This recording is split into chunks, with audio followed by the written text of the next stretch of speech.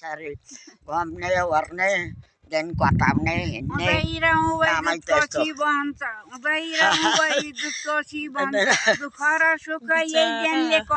जहिले पनि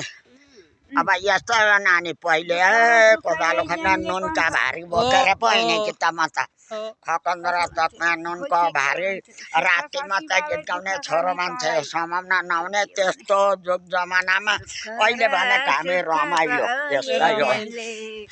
रमाइलो गर्नु हुँदो रहेछ दिनै पछि हाम्रो